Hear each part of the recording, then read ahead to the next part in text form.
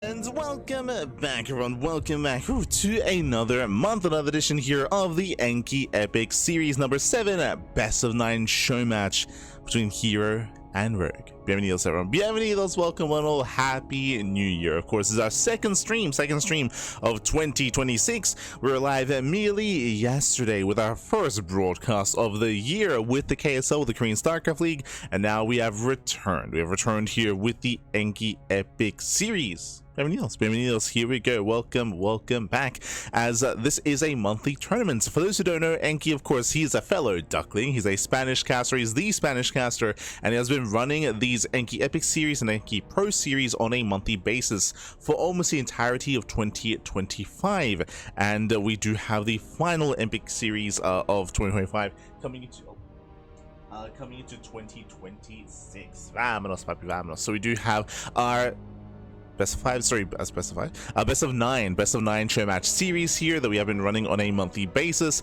and we have two key players stepping into the ring in StarCraft Evolution. For those that are curious, there are two series that Enki runs. There's the Epic Series and the Pro Series. Epic Series is StarCraft Evolution. Pro Series is regular SC2.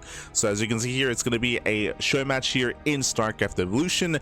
And I don't really know where to rank these players, to be honest. Both herO and rogue, they are titans in StarCraft 2. herO is arguably the best Protoss player in StarCraft 2 at the moment. Rogue, of course, he has a legacy behind him, and he's definitely up there when it comes to Zerg players and Zerg performances. I would say currently he's behind players like Solar when it comes to Korean Zergs, and he is maybe equivalent to Shin. You can kind of put them back and forth, I would say, in the current meta. So yeah, I mean, still a very strong player. But in StarCraft Evolution, I would say that both herO and rogue are less experienced, right? They have less experience. They don't have as many hours as, say, Solar or Classic, right? Classic, I would say he is the best Protoss in StarCraft Evolution, right? Like Classic, he competes so often in the weeklies. Classic, of course, I believe he won the Chijik event, the Murloc King tournament over in Chijik, over in Korea. So there's a lot of accolades behind players like Classic, like Solar, especially in recent times. I don't know where to place rogue and herO. Like, I don't really like, obviously there's strong players in their own right, especially in SE2. When StarCraft Evolution, there's just a little bit less data on them, so I'm happy and excited to actually get into these games, to get into this series and see how they compare to each other. Now, even though we haven't seen too much herO in StarCraft Evolution, what we have seen from him has been impressive, right? There's been like 3 different instances, like 3 different events where herO has competed, and he has been looking surprisingly good. He was able to adapt and freestyle and kind of like land on his feet whenever he did dabble in StarCraft Evolution. It didn't really enrapture him. It didn't really pull him in and catch his attention to the point where he would play in all the weeklies. That didn't quite occur with herO, unlike some of the other players like Solar, like Classic, like Bjorn. These are good examples of players that do compete on a regular basis in SE Evo. herO didn't really catch his attention as much as the others, but from what we have seen from him, it has been quite impressive. Like, I want to see more, is what I'm saying. Is I want to see more of herO. I want to see more of rogue. There are certain players that I want to see more of in SE Evo because they look impressive. I think another one that comes to my mind is Cure, right? Like Cure, he came second, if I remember correctly. I think he came second in the Chijik event. And Cure, he's another one of these players that doesn't really play too much SE Evo, but from what little we have seen, it's been looking pretty good. Yo, meanwhile, big shout out to Enki, papi. Ah, feliz año nuevo, papi. Feliz año nuevo. Check your Discord. Oh, un momento.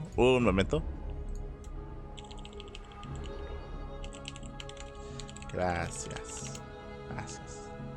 Okay, we have more show matches. More show matches. But gracias, papi, gracias. Enki.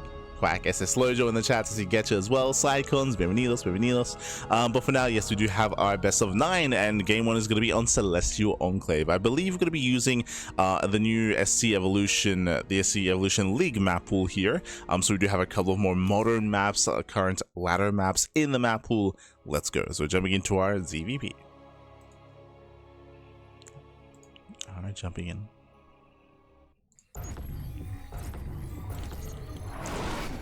And spawning in the top right hand corner of Celestial Enclave, we have the blue Zerg player, the South Korean Zerg for Team Falcons. It is rogue.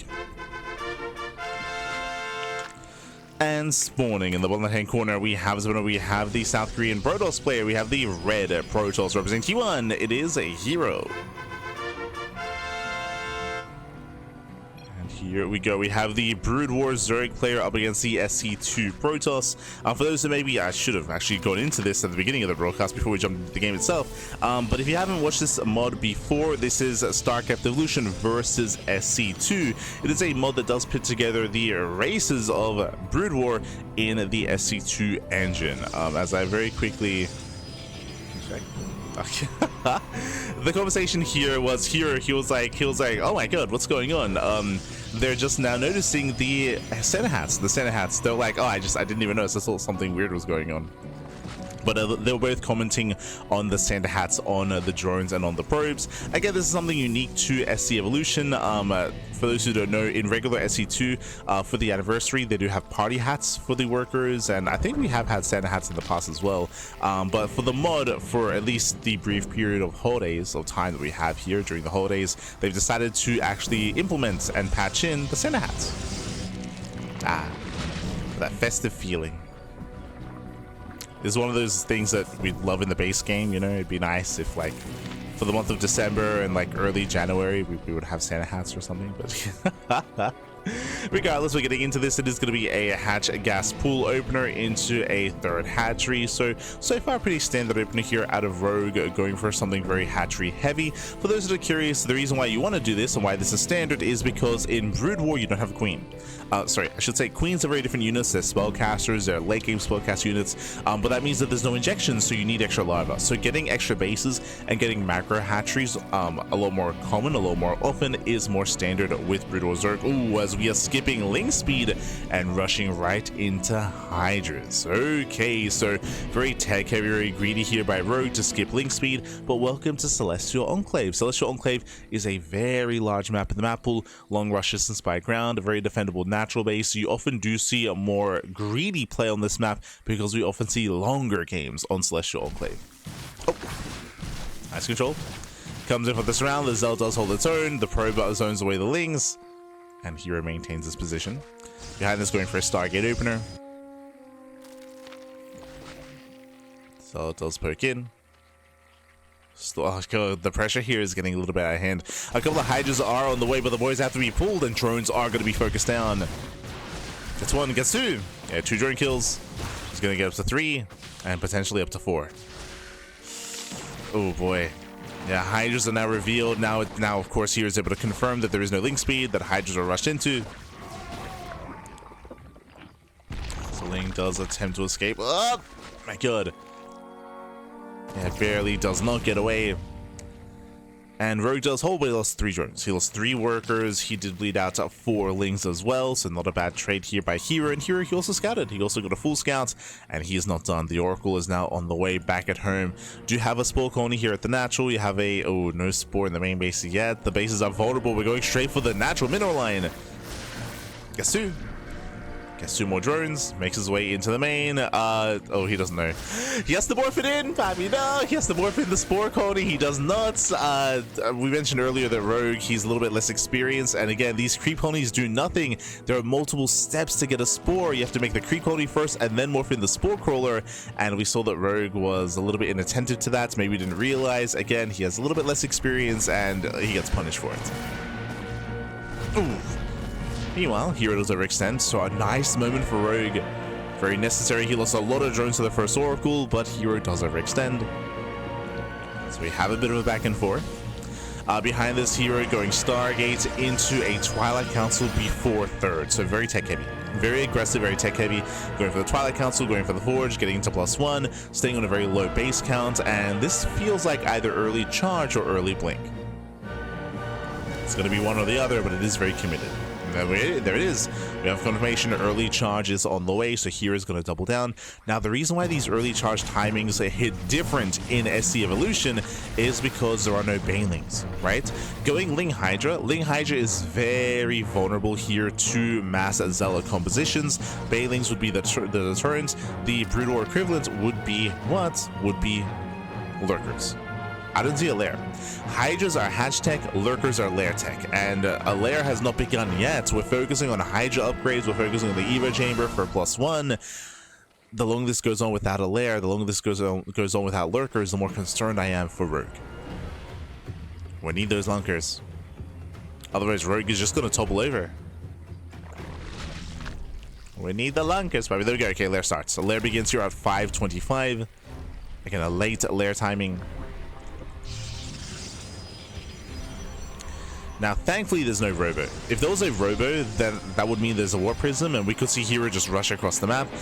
Rogue would be in so much more danger, as the push should be hitting a lot earlier. Here, there is no robo. We have warp-ins back at home instead, so it's going to take a little bit longer here to actually move out across the map.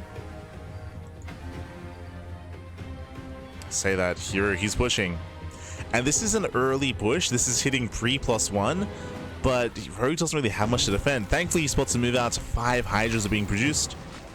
There was a spotter ling outside of the natural base. Oh, I have to get rid of that. This is not the KSL. My apologies. It's not the KSL. herO, where are we going? Nice choke point.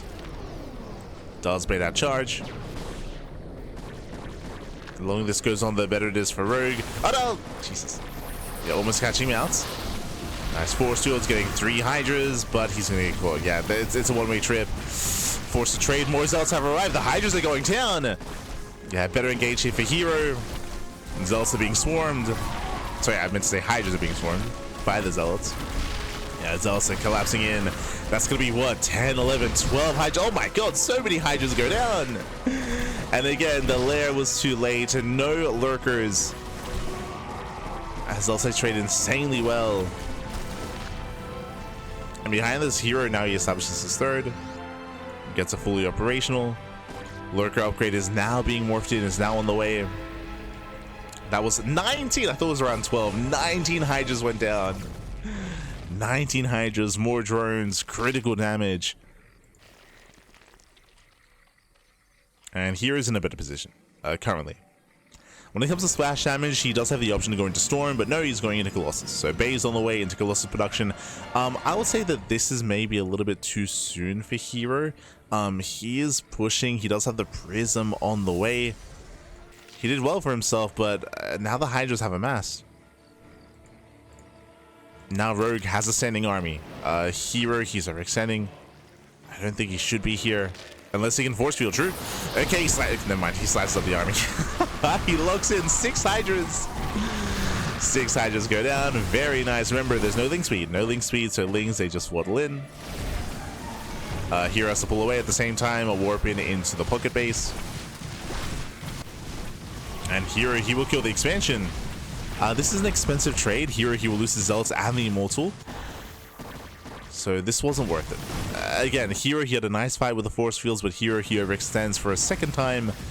We'll lose the army. The drop was dealt with, and herO, he's throwing away quite a lot here.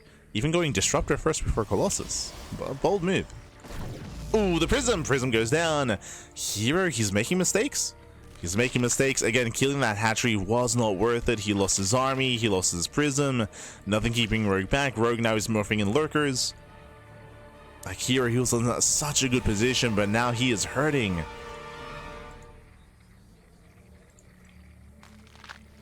And Rogue, he's not pushing.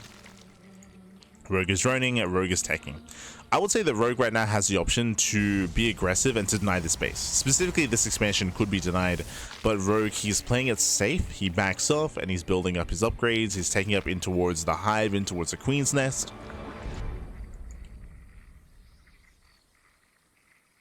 And we'll see what Rogue decides to go for. I mean, Queens have a lot of value, especially with Parasite. Sorry, I meant to say Spawn Broodling.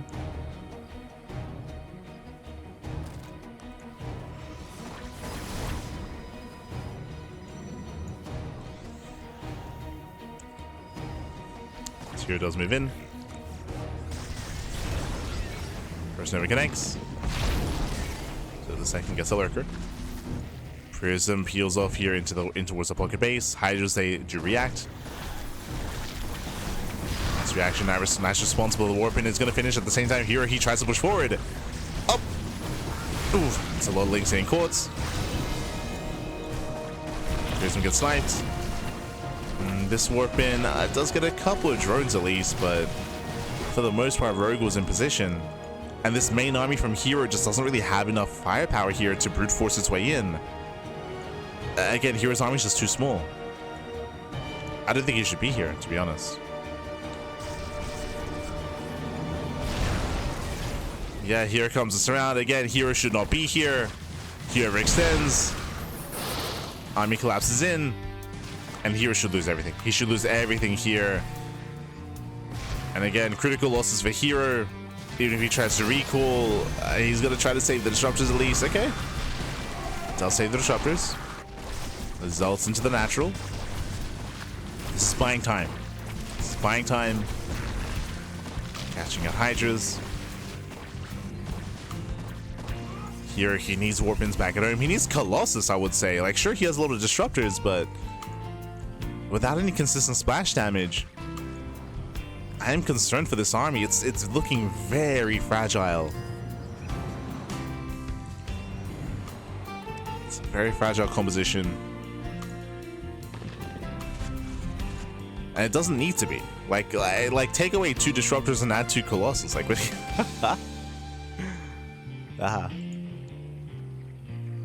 obviously, Hydras are not light units. Like, Hydras are not as vulnerable to Colossi as an SE2. But having that kind of secure damage, I mean, has a lot of value. Instead of being overly reliant on these Novas. Lings at the expansion. You're moving out. Prism on the right hand side. Disruptors, they get caught. Losing 1. One disruptor. Prism once again into the Walker base for the 3rd time. Rogue reacts with his Lings. Lings are keeping up. Oh, here he has control of the high ground. Not bad. Here he does outposition Rogue. Oh! Zel's overextend. At the same time, Ling run by doesn't achieve damage. She did focus down the Nexus. Oh, that was not worth it. The Lings! Yeah, Lings wait for the surround. Hero's not paying attention. Yeah, he's not noticing. And how many disruptors go down? 1, 2, 3, 4 disruptor kills. Massive pickups, getting 5, 6. Every disruptor goes down. herO will lose the entire main army. And now's the time for Rogue to counterattack. This is the 3rd time that herO has overextended this game. So big overextension, big loss for herO. He went in, he killed the base. He should have gotten out of there, but he stuck around. He stuck around too long. And now Rogue is maxed. Rogue, he's maxed out. He's pushing. herO, once again, his hope here is to try to drag the army back home, but it takes so long to replace all those robo units, the disruptors. Like, it takes so much time to the point where herO isn't even trying. He's not even trying to replace them. herO, he has no Storm, so he has Immortal Archon. Dune drop in towards the pocket base. Hydras on the right, Lings in the center. And hero's being pulled apart. This one is being pulled apart. Lurkers do burrow. herO trying to react, but again, the supply just is not there. Down goes the pocket base. And down goes the pocket. Main base is being depowered, and meanwhile the center expansion also gets denied. herO tries to trade, and he does trade well. But again, just doesn't really have much to work with. He gets 1 lurker. GG. GG gets called, and Rogue will take game number 1. GG. Whew. GG, well played. herO did have, I would say, control of most of the game, but he was being very wasteful. We spoke about it, but there were 3 big moments where herO didn't, where herO misjudged. I think that's the best way of putting it. Where herO kind of misjudged how much he had and how much he could achieve, and he overextended. There were 3 big moments where he had big overextensions, where he lost far too much army, whether it was Disruptors, Zealots, the War Prism, everything really. And with that, we saw that Rogue was able to survive, was able to weather the storm, and in the end just overwhelm, outtrade, and just be more efficient here than herO. Again, herO was being very wasteful throughout the game. Once again, it did feel like he was just misjudging kind of the defensive position, misjudging kind of like the game state, I would say, and I feel like we might see a decent amount of this. I would hope that over the course of the series, our players kind of adapt to the meta and kind of adapt to themselves. Once again, it was a bit of a messier game, but that's also because they're a little bit less experienced in StarCraft Evolution. But let's go. Let us go. Going to be loading into a Holy World here for game number 2, and we'll see if Rogue can keep up that momentum. We'll see if herO can bounce back. Let's go. I think what I'm most excited for here is how quickly both herO and Rogue kind of adapt to StarCraft Evolution and adapt to each other throughout the course of the best of 9. It's the best of 9, remember, it's going to be a long one. I see in the chat, hi curious, what is this overlay? Uncommon building skins. These are not necessarily just building skins, different races. Once again, just for those that are maybe now tuning in for the first time, this is not regular SE2, this is StarCraft Evolution. This is a mod that does pit together SE2 versus Brood War. And spawning in the bottom right hand corner of Holy World, we have the Brood War Protoss player. We have the red Protoss representing T1. It is herO. And spawning in the bottom left-hand corner, we have the StarCraft 2 Zerg player. We have the South Korean Zerg representing Team Falcons. It is Rogue. If this is Brood War, why doesn't herO have Dragoons? Because he doesn't have a gateway yet. But he will get Dragoons. So the answer is he will have Dragoons. If you're curious about last game, is because last game herO was playing SE2 Protoss and Rogue was playing Brood War Zerg. If you didn't, I do apologize if I didn't make it clear. That's why I was saying last game that Rogue, he was getting into Hatch Tech Hydras. Remember, it was a Hydra opener on Hatch Tech, and he was working towards Lurkers a little bit later on. It was later Lurker timing from Rogue, and we saw that herO was able to take advantage of that.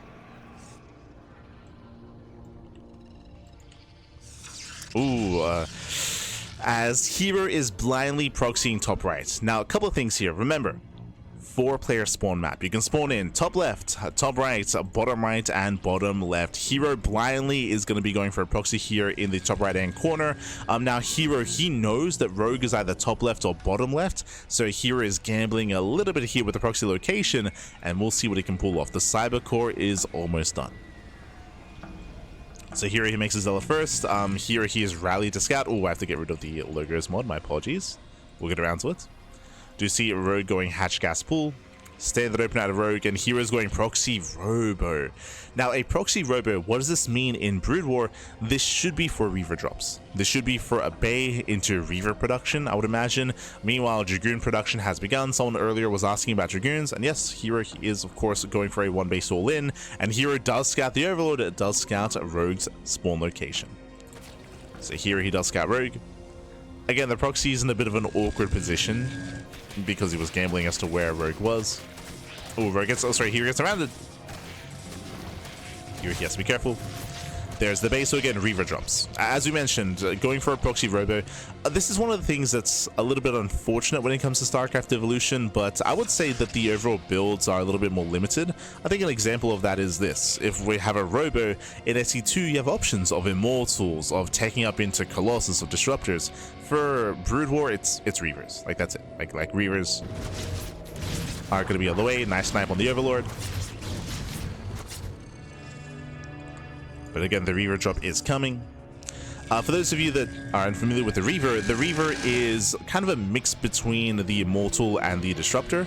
Reavers, what I mean by that is that they do a lot of burst damage. They fire Scarab shots. Bearing in mind you can micro against Scarab shots. The Scarab shots are actually physical entities that fire out of the Reaver. Because of that, the pathing does affect Scarab shots, and you can actually pull back and actually try to bait out Scarab shots as well. Can block them off,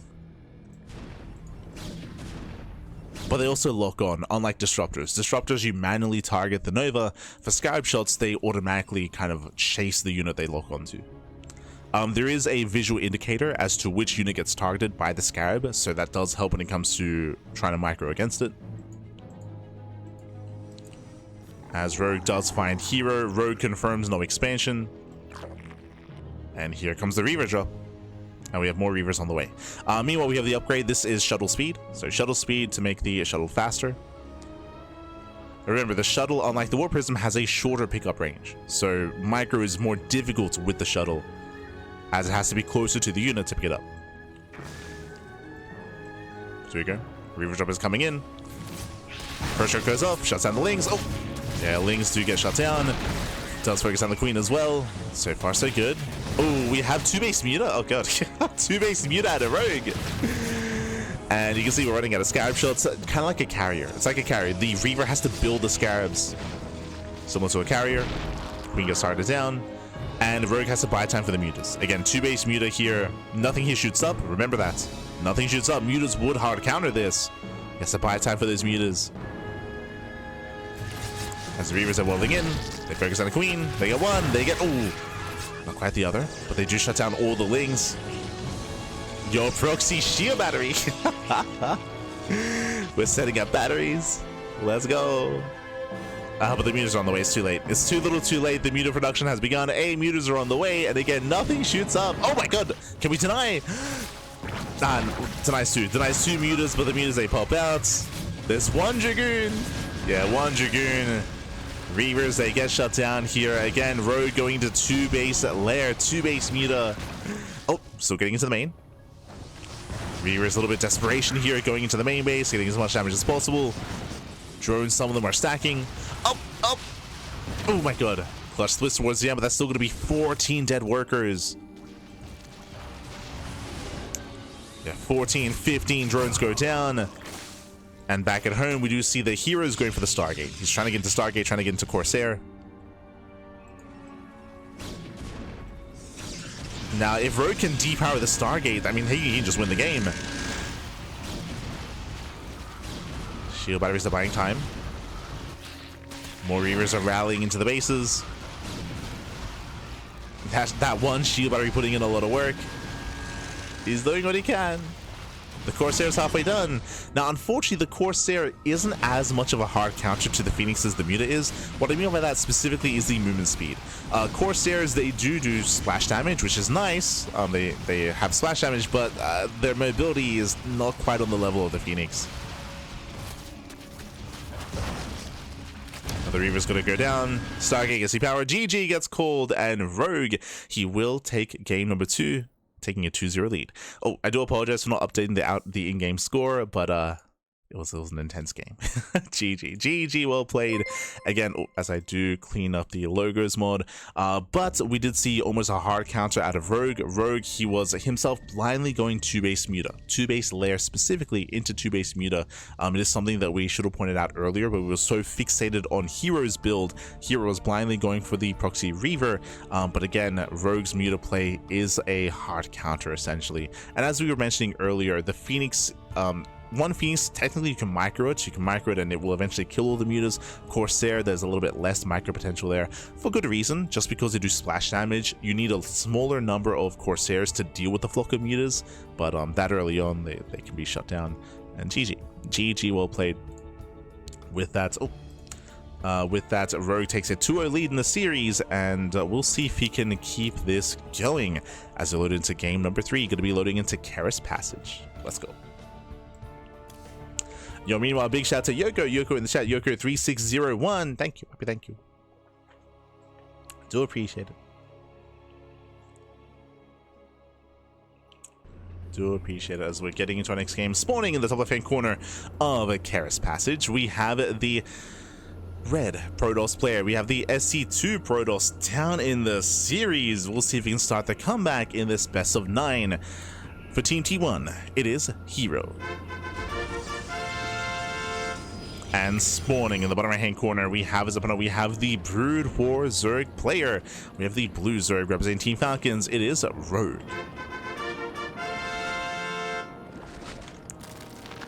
Here we go.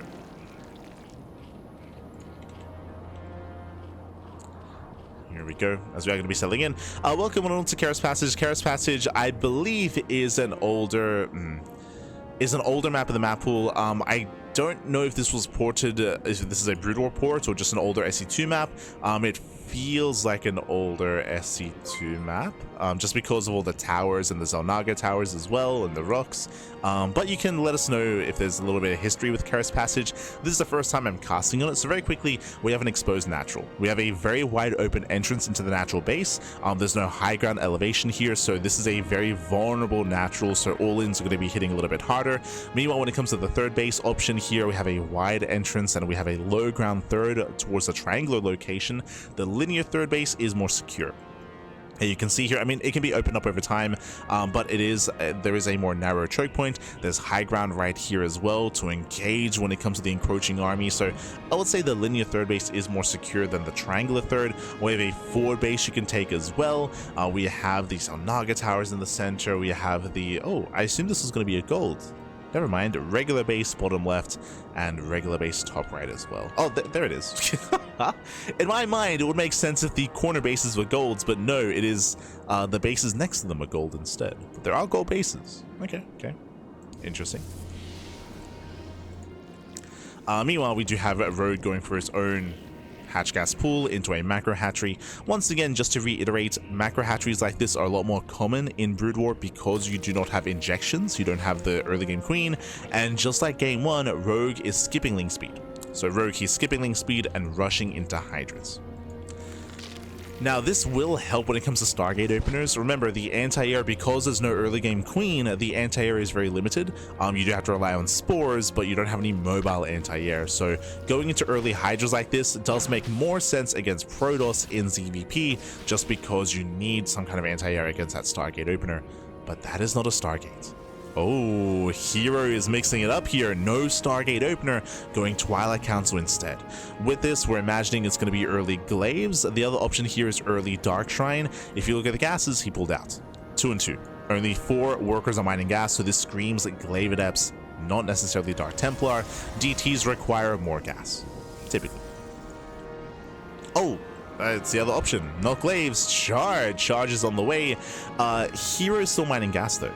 So if herO pulled out completely, it would be a charge all in. Because he's still mining gas, he might go for a Robo, for a Warp Prism, might go into further tech. Meanwhile, the first Stalker does get across the map, gets 2 drone kills. Ooh, but does get sniped. But I'm curious as to what this gas is for, right? Is it for a Robo and a Warp Prism? Is it for Twilight Council, sorry, into Temple Archives, into Archons? If this was a straight up 2 base all in, then this gas mining would be a waste. Unless it's a fake out. If herO goes further into scout and he sees gas mining, then the last thing on his mind is going to be a charge all in. Meanwhile, Adept does get across the map. 8 drones do go down. Nice damage. Now we have 2 Adepts. 2 Adepts, they can one-shot workers.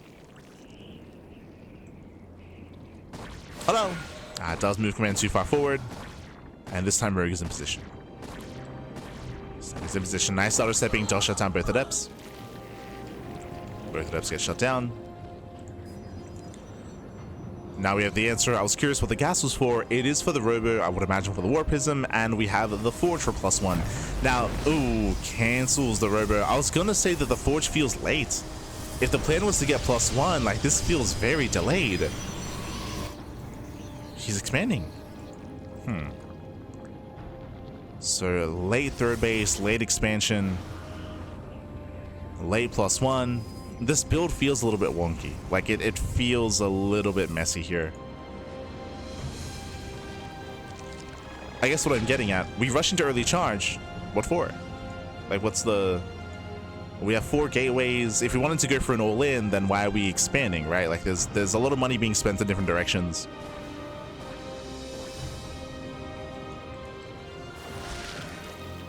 I mean, the Adepts are getting damaged, though. True. How many drone kills? 9. 9 drone kills so far.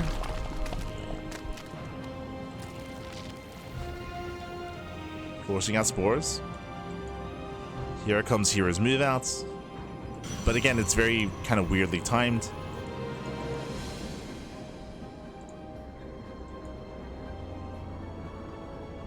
And Rogue is being given time to secure a third base, get saturated.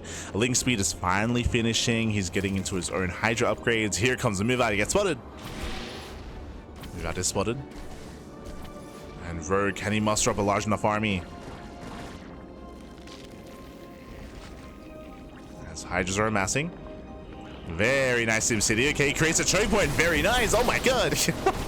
Yeah, bro, keep body blocks. He body blocks so many Zealots just not actually being able to engage. Yeah, very clutch defense here from Rogue. Very last second to just create that funnel. The one hex funnel. Crazy. So Rogue, he just shuts us down. He shuts us down. He can chase us down as well. Again, this build felt just really off from herO. It felt weaker than an all-in and weaker than a standard economic opener.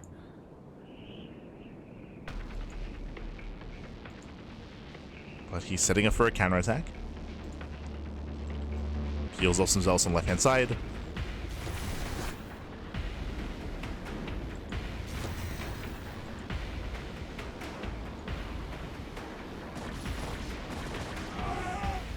As the Hydra's out of position, herO, he does try to slip by, but never mind. Roki's ready for this. Roki has Hydras in position. Shuts down the Zealots. Lair is now on the way. And with the Lair finishing, that means now we have access to Lurkers. Lurker tech is now on the horizon. And now there's going to be a window in time where Rogue has Lurkers before herO has splash damage. The Robo is on the way. This should be for the Bay. This should be for Colossus. Oh, my apologies. I assumed this was for Lurkers. But no, we're rushing into Mutas. Okay. There, Rogue. Spire's on the way for Mutas. Now, the scary thing here is if because of the Spire tech, herO shouldn't make Colossus. If he makes Colossi, bam, Scourge. Like, the problem here with ZVP, if Muta tech is available, if Spire tech is available, is that Colossus are useless because a handful of Scourge would completely shut them down. So that does affect kind of the ZVP dynamic. It's the power of Scourge. For those who don't know what Scourge is, the Scourge is kind of like a Baneling of the sky, which is crazy. But it's also very impactful in ZVZ and Muta versus Muta because it's Muta Scourge versus Muta Scourge. At least in Brood War. As the goal base is going to be denied. Fun fact, in StarCraft Evolution, because of the power of the Scourge, SE2 Zerg is disincentivized from actually going Spire and going Mutas, because Scourge just shut them down so hard, so it's less viable for the SE2 Zerg player to get into that. But here we go, we have our 11 Mutas on the way.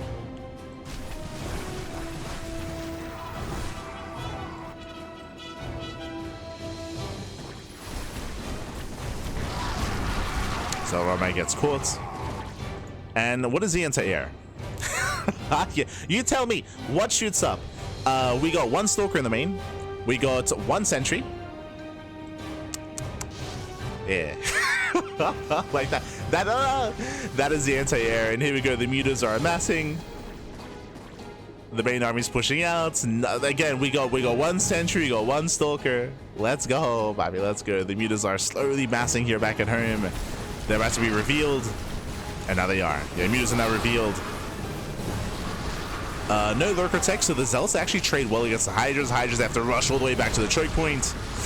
Ooh, but they do choke themselves up. These Zealots are getting a lot done. They're breaking through.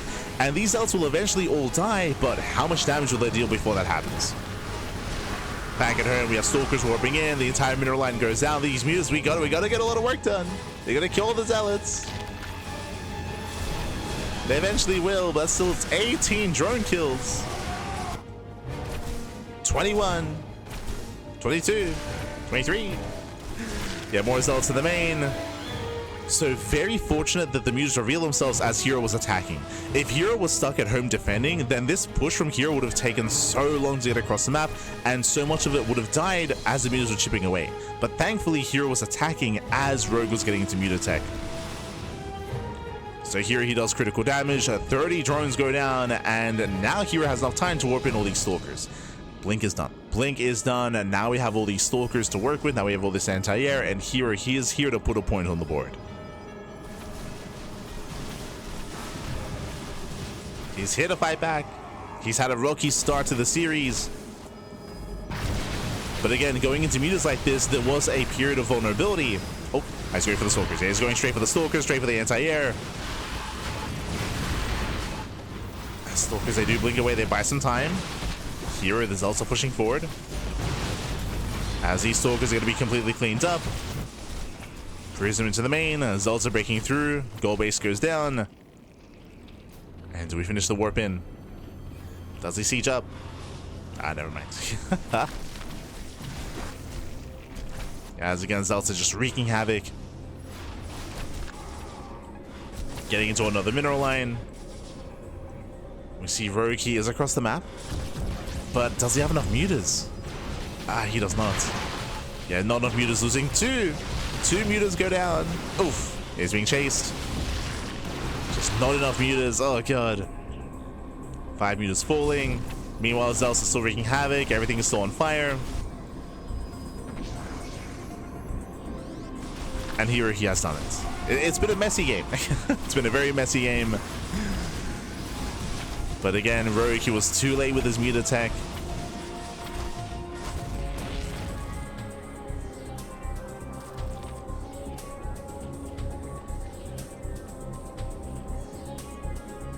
It's too late, Pat.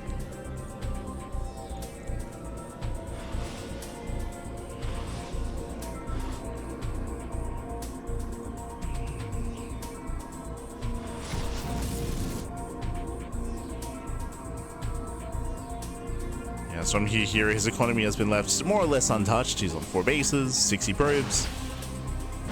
Stalkers rush forward.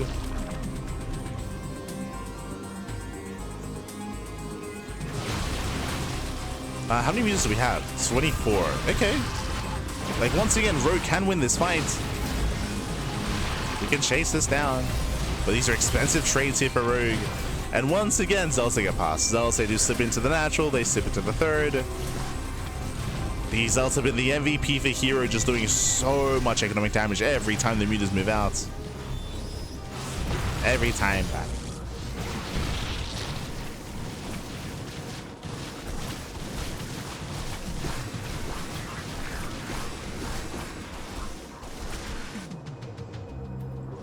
As mutas are racing back home.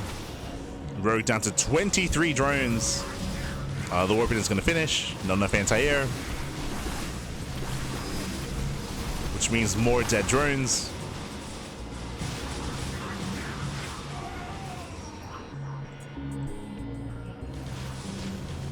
So you're just making sure the gold base was never taken. Wait, how many gold bases are there? I just assumed it was 2 golds. Bappy, there's 4. There's 4 gold bases on this map. It just clicked. It just reached. That's insane. That's crazy, Bappy. That's crazy. I mean, that benefits a player going into mass charge though, by the way, just because they have an excess, especially once his 4th base gets up. Here he has an abundance of minerals. Thanks to the gold. Yo, we heard you like gold bases.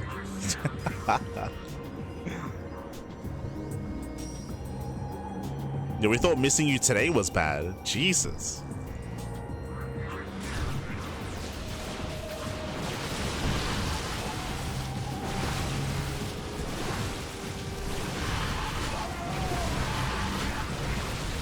As once again, Rogue should be able to clean up all these Stalkers, but the trades are something you can't quite afford.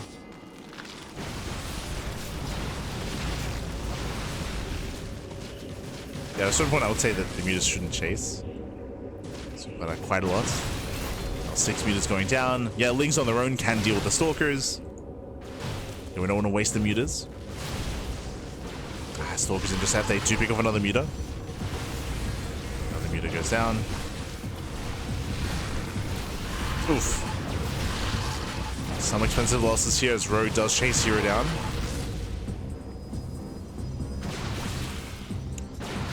Again, the pure Stalker is being abused by the Lings, and we do get into a middle line. Okay. herO has potential. Has potential. Lings, they get into the main base, they kill the cannon. Cannon does buy some time. As the mutas, they rotate to the gold.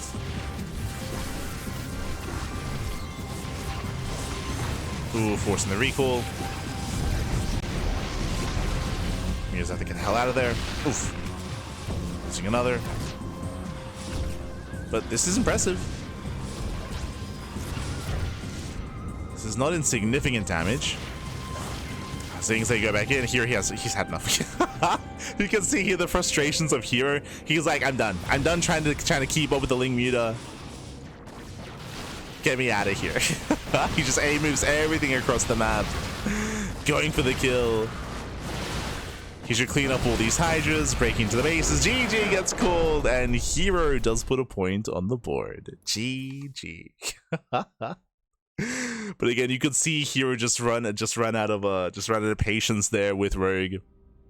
A moves across the map. Meanwhile, as we're getting into this, I do apologize. Did occur a short time ago, but I was engrossed in the game itself. But a big shout out to Juggernaut Jason slash shout out at Juggernaut Jason. Thank you so much. Thank you so much for the raid. Hope you had a great stream. Had a great ladder session. Hope you're still around to hear this. I do apologize. I was just engrossed in the game itself. So my apologies. But a big shout out to Juggernaut Jason. Thank you. Thank you. No. Esther Jason.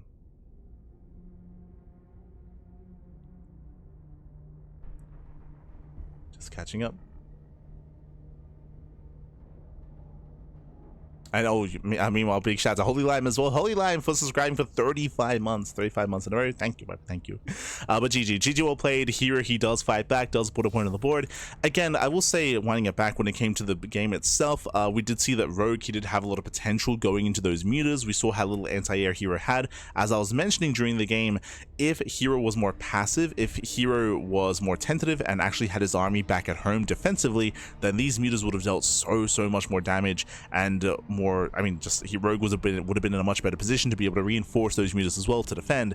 But as mutas were being built, herO was pushing, right? herO was pushing. So very similar to any game going mutas, there was a period of time where Rogue was vulnerable because he was investing so much into mutas and not making lurkers. Remember, he chose to tech into mutas instead of lurker tech.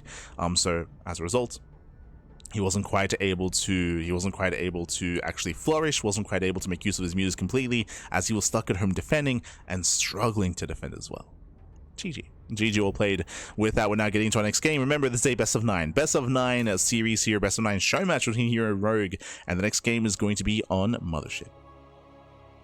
Let's go. Here we go.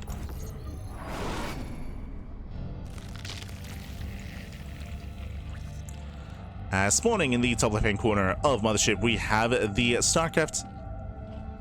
We have the StarCraft 1, the Brood War Zerg. We have the Brood War Zerg player once again representing Team Falcons. It is Rogue. And spawning in the top right-hand corner, we have the SC2 Protoss player. We have the South Korean Protoss representing T1. It is herO. And very interesting that Rogue would actually choose to stick with Brood War Zerg. For those that are curious, it's loser's pick. So Rogue just lost the last game, and he chose to commit into Brood War Zerg, not to switch back into SC2. Also, I should clarify, because there are some people that are posing certain questions, this mod is specifically balanced for Brood War versus SC2. That is why you should never see Brood War versus Brood War in this mod. It's not balanced for it. Not balanced. The balanced team specifically does work on making sure the brutal races are balanced against the SC2 races instead. Again, this mod is actively patched on a regular basis. They do add new maps, and they do. There's a very passionate team working on this mod, I should say. Which is why you have players like this that are competing in it, right? They have their own circuit, they have their own league. I would say that this mod has hit home with a lot more Koreans than Europeans or really players outside of Korea. I would say the majority of the pro player base for SC Evo is Korean players. Players like Shin, players like Classic, players like Byun, Solar, Creator. There are certain players that didn't really adopt it as much. Like herO and Rogue, for example. I kind of went into this in the beginning, but herO and Rogue, they're not as indoctrinated into SC Evolution as much as like players that I just mentioned, like Classic, Solar, Creator, Byun. They're a lot more well-versed. So because of that, you might actually see some inefficiencies, and you might see these two players exploring a little bit more just because they're less engrossed in the meta of SC Evo. which is fine. I do think that these two are pretty equally matched just because of their lack of experience in SE Evo. Not saying they've never played it before, they have, but again, to a lesser extent compared to some of the other pros.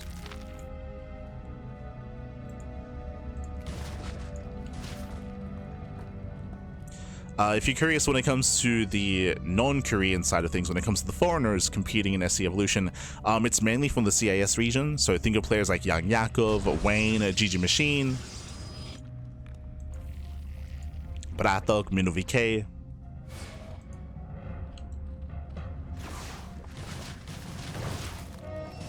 Players from Eastern Europe have Geralt, for example. Like some Polish players, Spirit, true. So mainly from Eastern Europe. Like they've embraced SE Evolution a lot more than like Western Europe. hero's going for an all-in, by the way. Meanwhile, we're getting into it. We did have a 2-gate opener back at home into a 3rd gateway. Shield batteries as well. Hero, he's just hyper-committed, hyper-aggressive, going into massive vanilla depths. Rogue this time was forced to go into link speed. And Mass Link, can we keep up with the amount of adepts that we're going to be producing here? Unlike regular SC2, remember there's no defensive queens. No defensive queens. We need static defense, but these are late. Yeah, sunken colonies are going to be necessary here. Lings, they do send away, they have to buy some time.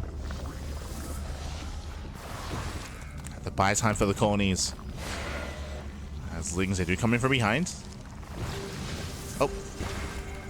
Not quite catching the adept, but buying time.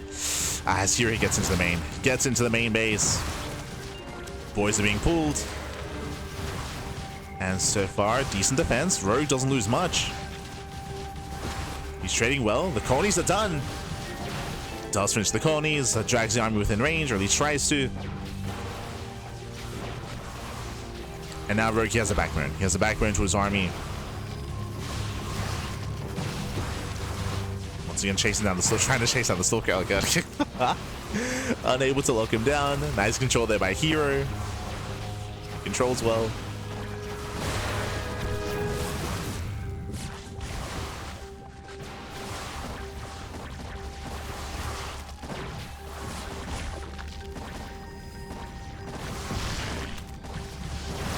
As Rogue, he does finally try to break out.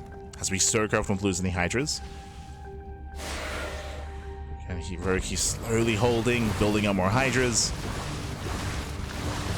Oh, as I would say, here extends here.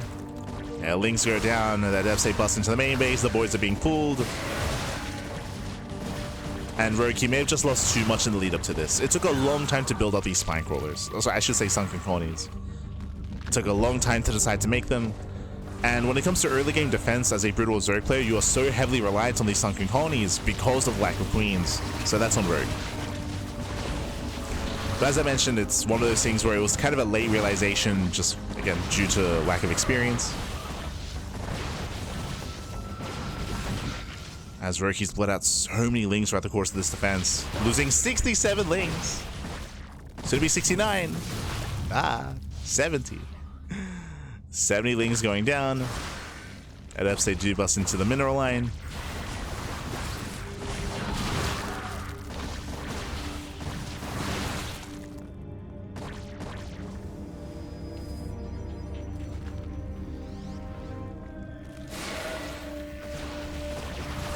And here he is overwhelming. Behind this, here he's on a proper 2-base economy. He got his natural up and running, getting fully saturated. Kills the hatchery. And Hero doesn't even have to break the natural. He could just expand. Just get a third. Just get a third, take up. And macro from here. Very good, trying to slip by. Slip by a handful of Zerglings.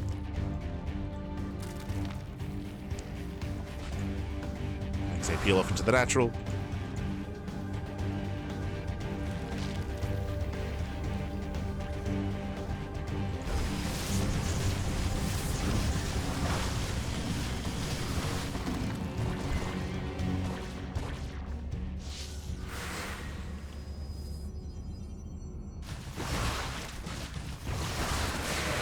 As they do bust into the main.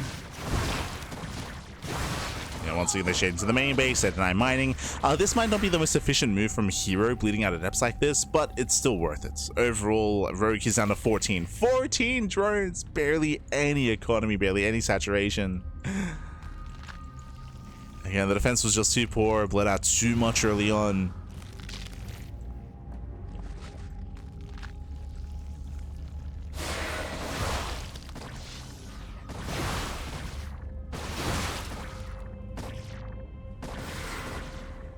So they break into the main.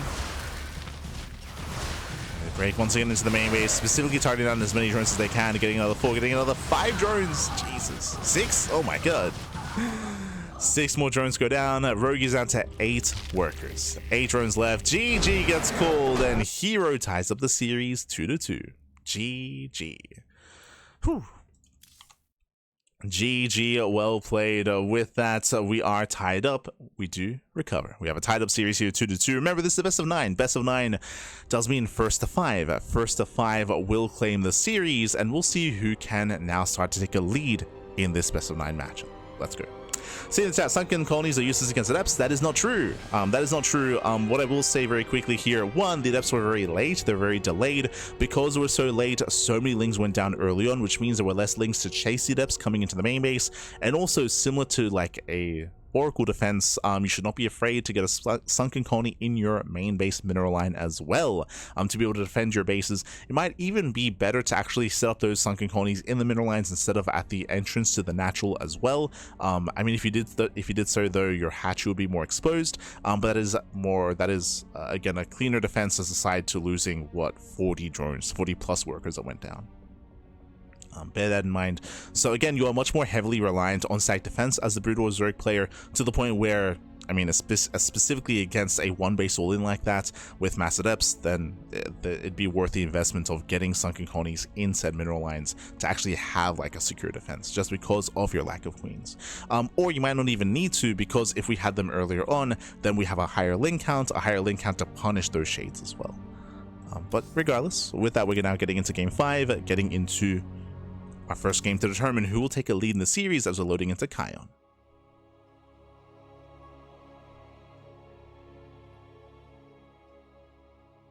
Here we go. We do not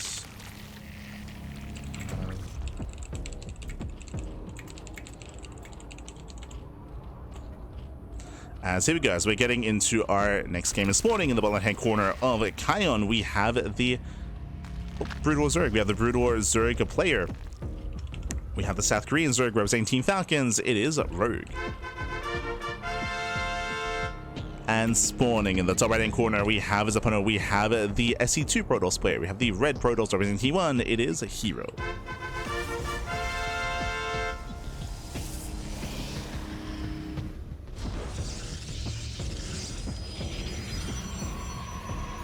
Doesn't make sense. They have the same stats, abilities, movements, and attacks. That is not true.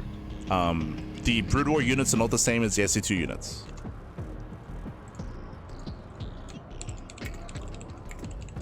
Units are not the same as SC2 units. So once again, just to clarify, this mod is not balanced for Brood War versus Brood War. Units are different between Brood War and SC2.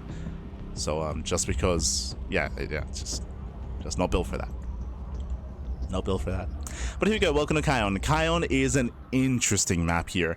I would say that Kion is almost like a pseudo island map, but before we get into that, cannon rush. A forge is on the way. herO is setting up for a cannon rush, and we'll see how herO can pull this off as the forge is on the way. Rogue does go for the low ground expansion. herO, the probe, does make its way over.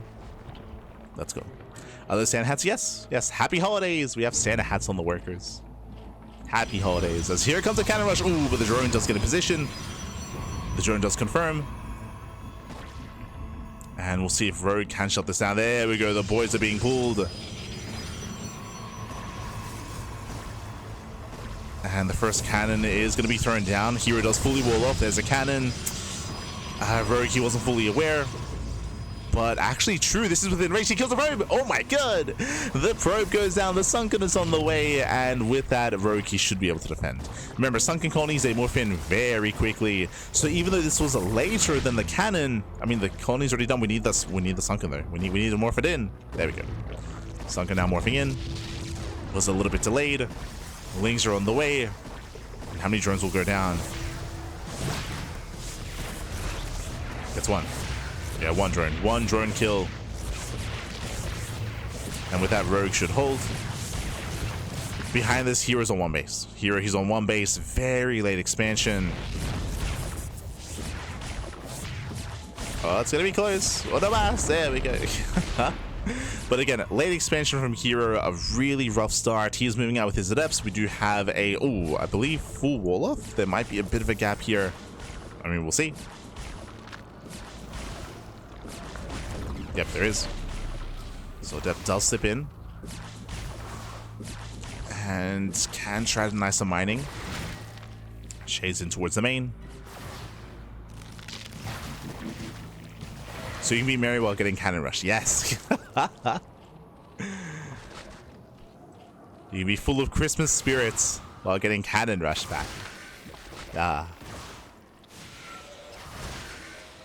Well, as these steps are getting out of hands. 2, 3 more drones. Yeah, 3 more drones going down. Nice round. Oh my god. Very nice round. Looks down both adepts. And we do end up defending the main base. A shaky defense, but a defense nonetheless. And remember, Hero, he was playing from behind, right? Hero, he still does not have a natural. So yes, Hero gets 3 drone kills, but Rogue is still in a better position. Behind this, Hero following up with the Stargates, going for the Oracle harass. Very quickly, Rogue, he did scout the Stargate. Rogue is aware. And Rogue should be getting in position. The Hydras do help. But we only have 3 Hydras.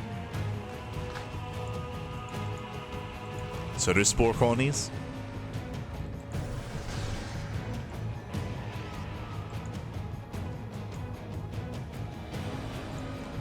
Again, this is very risky. This is a big gamble here from Rogue. He's choosing not to get spores, even though he knows an Oracle is coming. Okay, the Overlord does spot the Oracle. The Hydras, they do rotate. They're trying to keep up with the Oracle, and so far they do. So far so good. Hydras, they zone away. Again, really fortunate that Hero didn't hug the edge of the map and try to slip into the main. As Rogue, he does keep up with the Oracle and does zone away. So far, clean defense. Here he goes for the natural. He goes further in. Gets 1 drone. Gets 1, gets 2, gets 3. Nice damage. And here he found a way through the defense. And behind this, going for his Twilight Council follow-up, most likely into Charge. Like, Hero's been playing with Charge quite a lot this series. So we're expecting Charge once again. After what just happened last game with Rogue attempting and failing and being punished going into Muta play, we expect to see Rogue go Ling Hydra into Lurker this time. So we're expecting Lurker tech. Now, when I said pseudo island map, we do have another pocket expansion here. Bear that in mind. So we do see that Rogue does expand here on the low ground, a more exposed expansion, a little bit more difficult to defend. But there is only one attack path, true. We can see Hero coming in from behind, looking to open up those rocks potentially. Or just learning the map. Oof. As the proxy gets found. The Oracle does find 2 more drones, 5 in total. 5 dead workers. The Oracles, they bounce back. Again, punishing Rogue for not having those spores. And it's getting a little bit out of hand here. As the Oracle does not get away. Whew, okay. Doesn't quite get away. Adepts, they do shade in towards those mineral lines. Getting to the natural. Getting 1 more drone. Getting 2, 5 in total. Oof, getting another. And again, initially it was a risk that Hero took not to get those, that Rogue took not to get those spores, but he was punished for it. Oh, meanwhile, let's go. Rushing everything across the map. Hero, he has nothing in position to scout. He does not see. Hero, he doesn't know.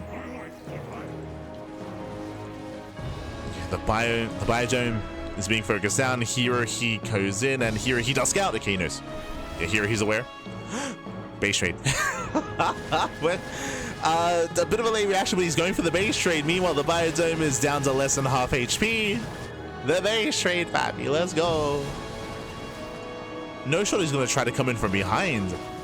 Yeah, this one is too late. Yeah, the dome gets broken. Oh, Rogue responds. Okay. He reacted for a moment. Bit of an F2. But here we go. We're going for the base trade. Mass Hydra into the main base of herO. Boys, they try to escape, and some of them will. You know what else? They do get into the natural. They bust into the natural base. Probes, they did get out. And herO has money for a Nexus. Oof. Yeah, so this is a bit of a mistake here from from Rogue, allowing the probes to escape.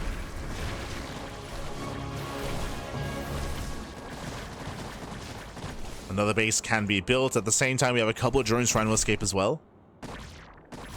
Can they get out of here? The Hydra trying to give up its life. The drones, they get out of... Okay.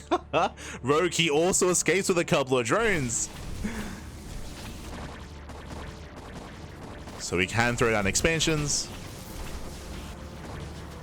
And in a head-on fight, what do we have to work with here? So we have 21 Zealots and 2 Sentries against 32 Hydras. A little bit will come down to where they engage, right? A little bit will come down to where they engage. The Sim City, the choke point. Oh, as there is a center gold that herO is going for. Okay. herO is going for the golds. Rogue going for a standard expansion. Bearing in mind that herO has half his Zealots attacking buildings and the other half across the map. So herO is going to be fighting with half his army, potentially. So he has to be careful. This would be the best chance for Rogue to engage, is to fight herO with half his army at a time. Stasis goes off, catching 2 Hydras. Another Stasis here towards the south side.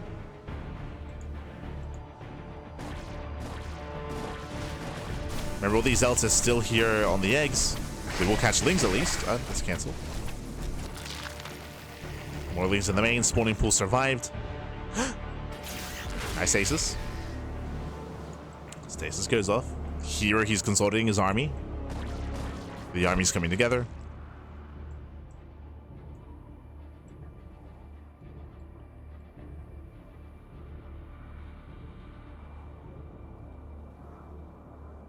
Yes, herO can just surround these Hydras. So free Hydras for herO. Hashes the Hydras are free.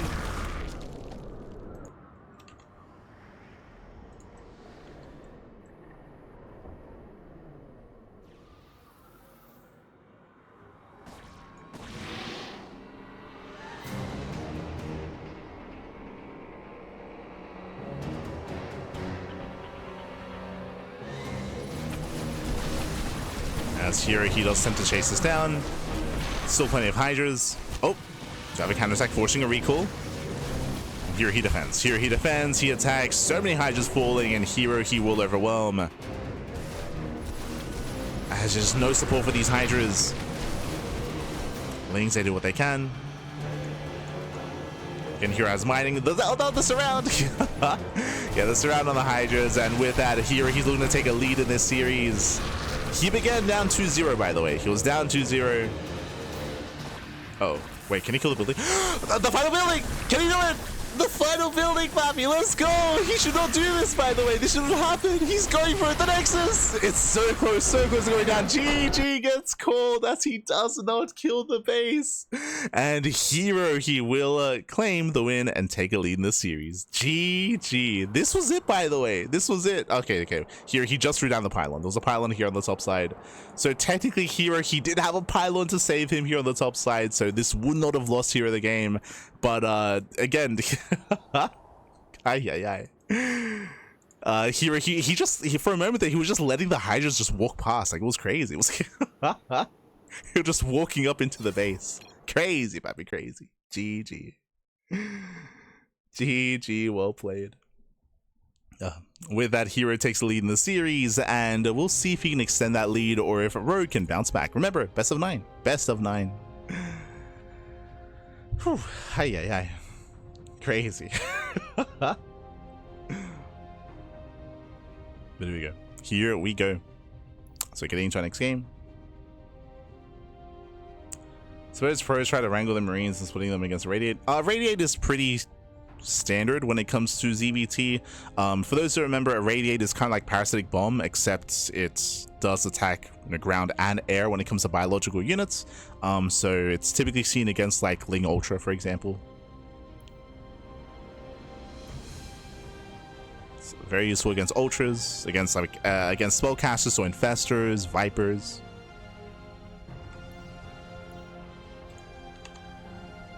Let's go.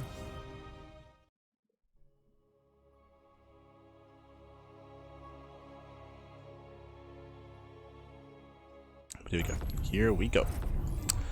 So we're getting into the next game. We're going to be loading into Ruby Rock and spawning in the top left-hand corner of Ruby Rock. We have the South Korean Zerg player down in the series. We'll see if we can bounce back and tie things up. For Team Falcons, it is Rogue.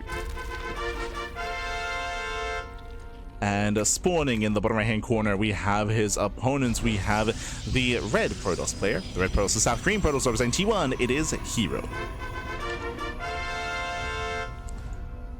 StarCraft 2 Protoss. Let's go.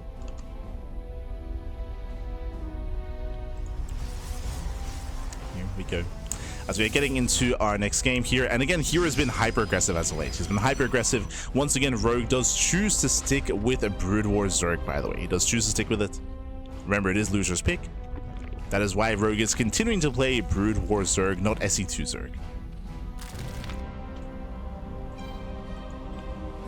He knows he can make this work. I mean, again, even last game, right? We ended up in a base trade in a head-on engagement. You could argue that Rogue would have been in a better position. I mean, Rogue, he was the first to initiate the base trade.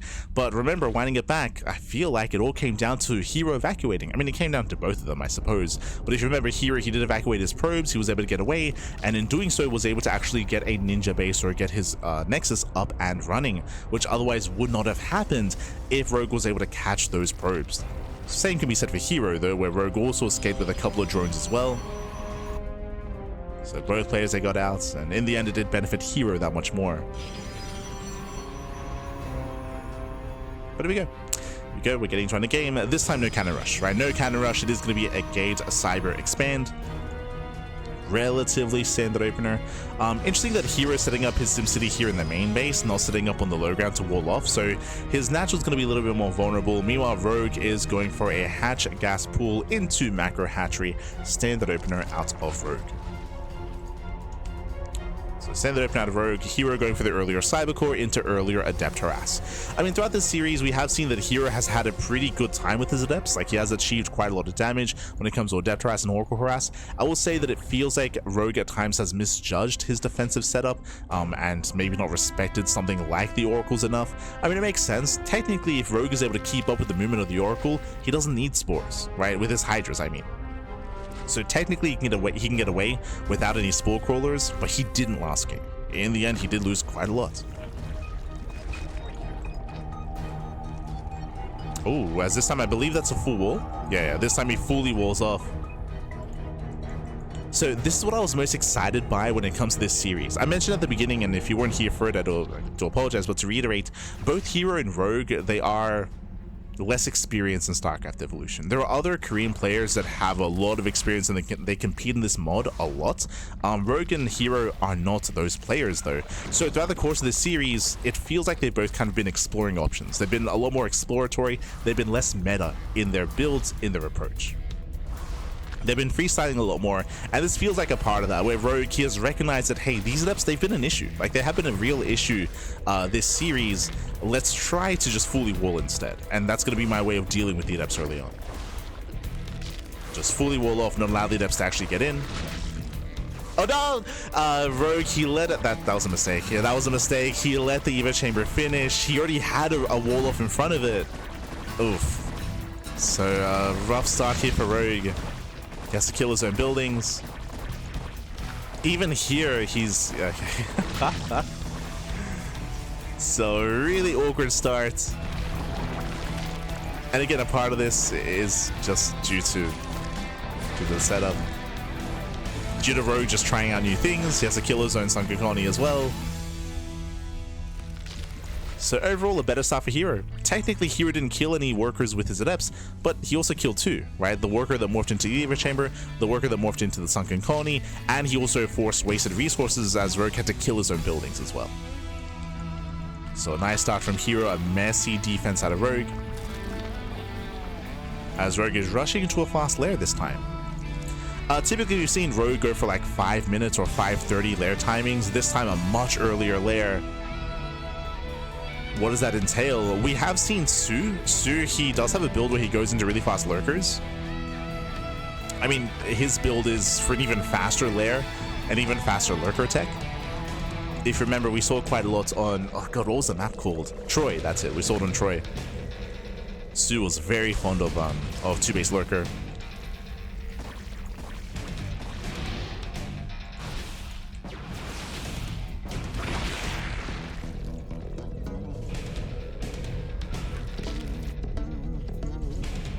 But we do have our Hydra Gear Spines on the way.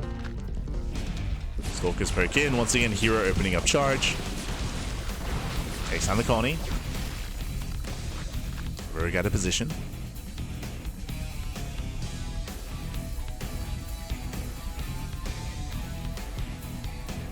See Rogue leapfrogging forward with the colonies. Let's go. It is the one way to spread creep in Brood War Zerg, I guess. True. Spread that creep out. I say one way, I mean technically hatcheries also spread creep around them as well. Like they're being creative. Meanwhile, yep, there it is. We're rushing into lurkers. I say rushing, this isn't that fast to be honest. But the goal here is to get into lurker tech. Meanwhile, herO is securing his bases, and herO he also scouts, right? He saw the lair, he saw the researching Hydra Den. It's not as overt that this is lurkers. Technically, this could still be a Hydra upgrade. So herO is not fully aware, but he has an idea.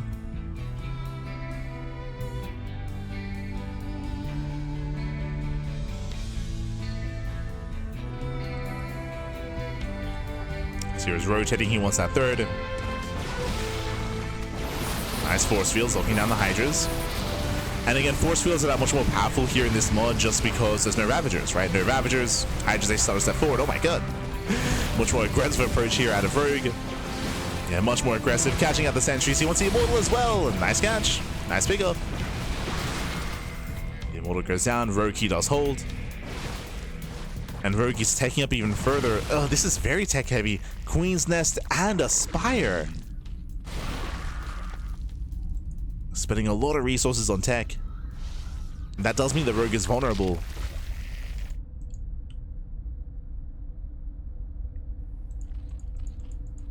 So we can invest in quite a lot. herO slipping into the main.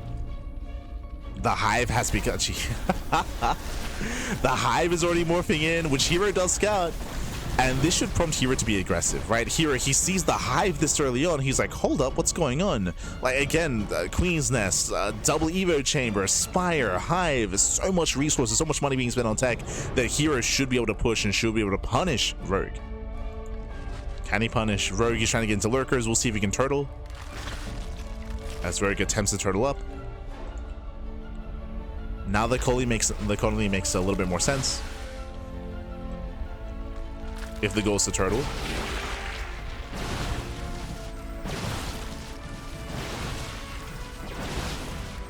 But again, investing into all this tech also means less lurkers, a smaller army.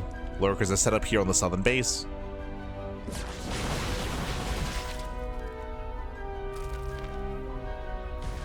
And herO expands. Okay.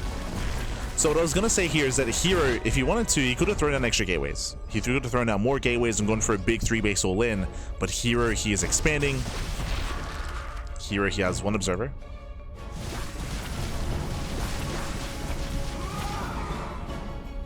But because hero's choosing to expand, yeah, he's going into Skytils. So hero's taking it to Skytils, which means Rogue gets away with it. I feel like he shouldn't have, but Rogue, he gets away with this build. He gets away with this game. He will successfully turtle up, or at least he should. And embrace his Hive. Oh, catching up the disruptors. Nice splits. Very nice splits. Takes down one disruptor. He wants the other. Not enough Hydras though. Yeah, there's not enough here. Like Rogue, he's moving out too soon. Remember, Rogue is trying to turtle up, but he pushes out.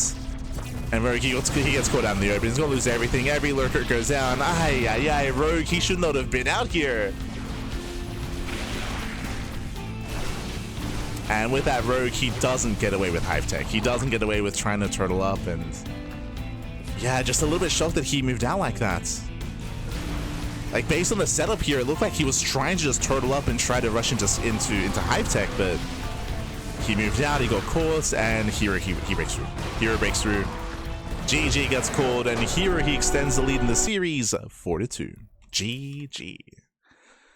Whew. GG, well played. An interesting setup there from Rogue. It was a little bit messy. Like, he was, again, investing very, very heavily into his tech, in towards Hive Tech, but at the same time, he was also trying to be aggressive and move out. As a result, he got punished. Remember, his army was small. His army was smaller because he was investing so heavily into the double upgrades, into the Queen's Nest, into the Hive Tech as well. Like, there was all that money being invested elsewhere, which means his army was smaller, his army was weaker, and he moved out for a fight. And of course, he was overwhelmed. GG. GG, well played. So a little bit unfortunate there from Rogue, especially because herO, he was accepting the game state. Like, he had a Stargate on the way, he had a 4th base on the way. It did look like herO was kind of accepting the game state and getting ready for Sky Toss. So he was more than willing to kind of like embrace that longer later game, but he saw the opportunity, he went for it. GG. GG, well played. With that, herO is now on match point. One more game is all that herO needs to claim the series. Let's go. Let us go. As we are loading into our next game on Radeon. It's catching up in the chat.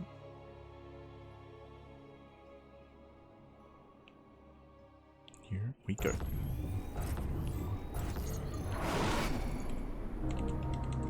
Spawning in the bottom right hand corner of Radeon, we have the South Korean Zerg player. We have the blue Zerg. We have the blue Zerg representing Team Falcons, down heavily in the series. Can he recover? Can he bounce back? This time, finally rocking SC2 Zerg. It is Rogue. And spawning in the bottom right hand corner, we have his opponent. We have the red Protoss. We have the red Protoss player. We have the South Korean Protoss, the Brood War Protoss representing T1. It is herO. Here we go. Here we go as we are setting up. herO going Nexus first. So Nexus first out of herO, going for a greedier build, and welcome to Radeon. It is a 4-player spawn map. You can spawn in top left, top right, bottom left, and bottom right as well. herO, he's aware that Rogue is either in top right or bottom right hand side of the map. Rogue is aware that herO is top left or bottom left. Okay. And herO will find Rogue immediately. So very fortunate here from herO. It was 50-50. For those who don't know what I'm saying, or what I'm talking about, specifically in StarCraft Evolution, because they incorporate a lot of 4-player spawn maps, a way to kind of reduce the RNG is that, if you notice, there's a ping on the minimap. You can see here that looking at Rogue's vision, he got pinged 2 base locations. He wasn't pinged top right, so he knows that herO isn't here. Both players, that is the case, where they both have one location confirmed that their opponent has not spawned into. That is a feature specifically for StarCraft Evolution.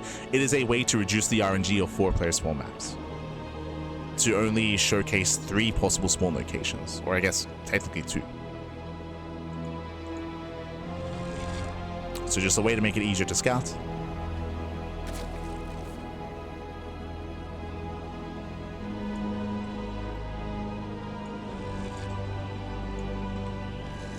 It's something that I think would be really valuable if SC2 ever incorporated 4-player small maps again. If we ever got 4-player small maps, like, it would be a good way to kind of like balance that out. So hopefully we see that in the future of SC2. Hopefully.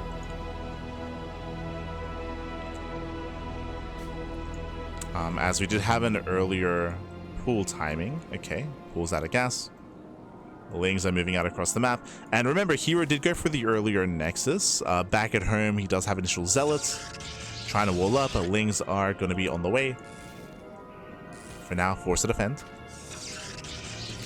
herO being as annoying as possible. But there's going to be 10 Lings, and we have more Lings on the way. Rogue is Ling flooding. Yeah, Rogue is Ling flooding. Rogue, he commits. He does catch the Zealot. Zealot goes down. Nice hold position micro there out of herO. Being as efficient as possible. But more lings. More lings are on the way. No drones out of Rogue. Oh. Does force the hatchery off location, but Rogue doesn't care. It's all for larva. Remember, it's all for larva. It's just an all-in. Here we go. The boys are being pulled. At this point, we just cancel the base for a refund, right? Like, we...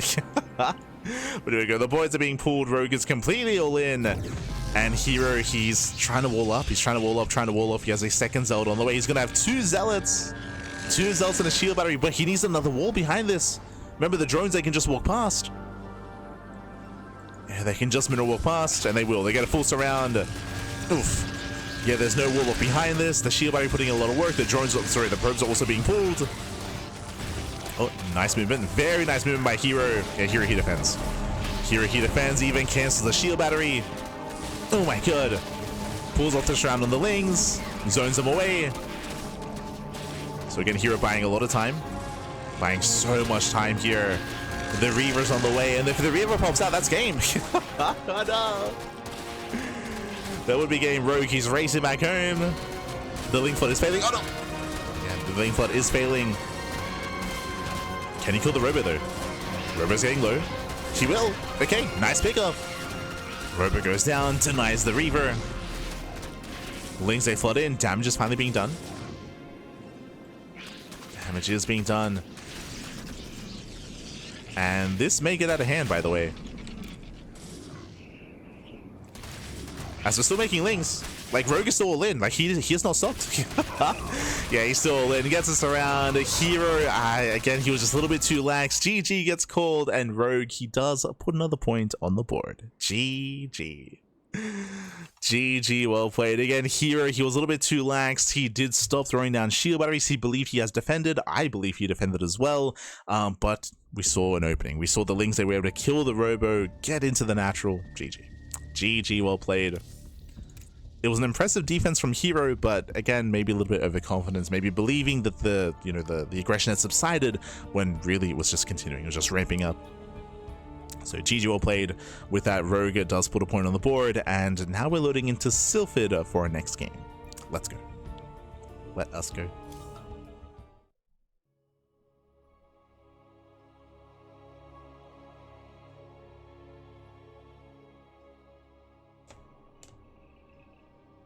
As we're getting into game number 7. Game number 7. And spawning in this upside of Sylphid, we have the South Korean Protoss player, the SC2 Protoss. Here we go, as he has chosen his main race, his SC2 race for T1. It is herO. And spawning in the bottom right hand corner. Bottom right hand corner here, we have the Brood War Zerg player, the Brood War Zerg himself. For Team Falcons, it is Rogue.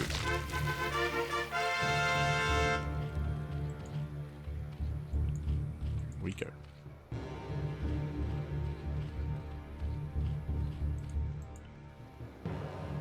Thought I'd start with 4. Remember, Zerg doing 4 pool versus. SC2 was 6. SC2 was 6 pools. That's why it was a 6 pool, because it was the earliest pool you could go for. Going for the 6 pool.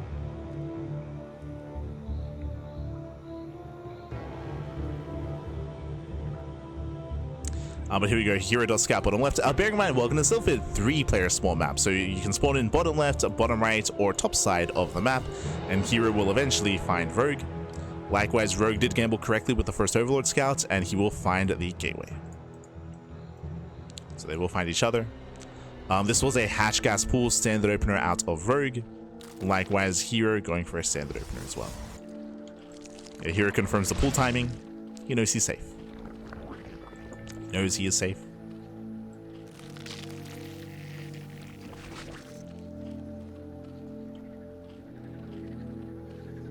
So we are setting up. Pretty sure the build there was 2 cannons on Nexus, fast expansion. If you're referring to what herO should have gone for, I mean, part of it is also because if you remember, herO didn't probe scout last game, right? There was no probe scout, so he didn't realize. Oh no, sorry, my apologies. There was a scout. He did see what was coming his way. you could definitely argue that reactively he could have gotten a Forge. I would still argue though that herO's defense was so good that I think he could have gotten away with the Robo defense going for the Reaver. If you remember, the Reaver barely didn't spawn in, like it barely didn't spawn in, and Rogue barely pulled off that all in as well, where he barely broke through the Robo. herO, I would say that he kind of like pulled away in time, was maybe a little bit too overconfident in his defense. But even though I think I agree that like a Forge response would be a cleaner defense, I think herO still could have pulled it off. But regardless. Oh, this is different. Regardless, herO, we've seen a lot of Twilight Council openers. We've seen so much Twilight Council play and charge play out of herO. This time, for the first time while playing SC2, he does go for a Robo opener instead. Now, with a Robo opener, he can open up with a Warp Prism to go for a Depth Harass. He can follow this up with something like a Colossus drop or even a Disruptor drop as well. It's very niche, but there was a period in time in SC2 where it was more so meta to open up Colossus drops and Disruptor drops, especially amongst the NA Protosses. I'm thinking of Estrella, thinking of Nina, thinking of Trigger as well. Even some of the Koreans did incorporate it every now and then. But it has fallen out of favor, and it was many years ago at this point where we saw this more frequently. As Link gets in. No shot, Rogue, he gets in, and Rogue, he gets behind the middle line, he confirms, he spots the Robo, he knows. He's aware of the Robo, the Prism is on the way. So Rogue, he's aware of what's coming, he already has Hydras getting in position. And we'll see if Rogue can zone away that Prism.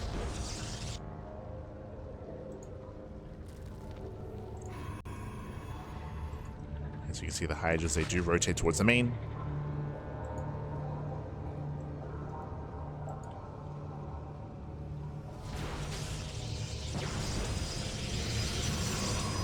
We can see there's no Bay behind this. Interesting. Just the Robo. herO moves out there. The Adepts, remember, 2 Adepts, 8 one-shot drones. And herO's making his way into the main.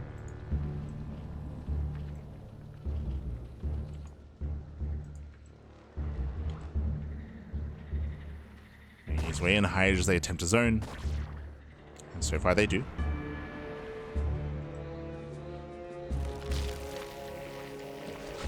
Trying to keep up. herO, he will get into the natural. Gets 2. 2 drones go down, getting 3 even. Okay, 3 drone kills, but oh my god! Prism barely gets out. 4 drone kills though. So far, a nice start for herO. Picks off 4 workers, pulls away.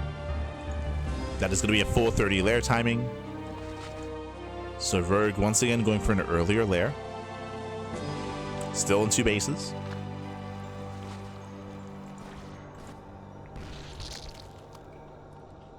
Where he breaks out. You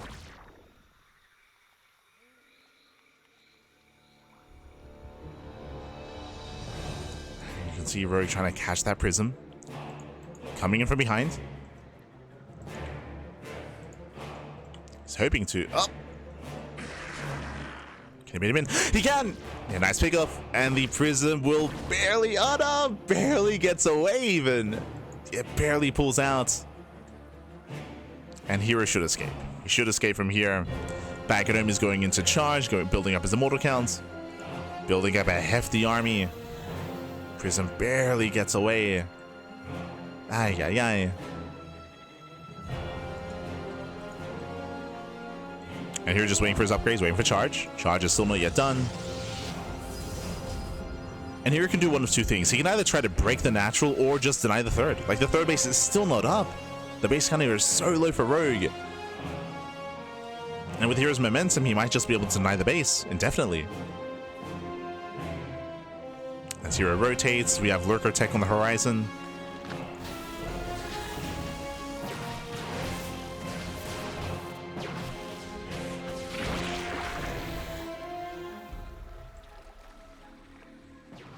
Rogue, he is trying to keep up. Does have a massive chunk of Hydras, okay. He's built up his Hydras, does zone away. herO pulls out. Oh, very nice force fields. It locks down the Hydras, and herO's just going for the fight. He's going for the engage. He shuts down half the Hydras. Yeah, it does take the fight. And you can see how brutal force fields are against brutal Zerg. Why is that? No Ravagers, right? Typically, you'd have Ravagers to break set force fields, but that is not the case. Not this early on. That was how many Hydras going down? 12. Oof, 12 Hydras falling.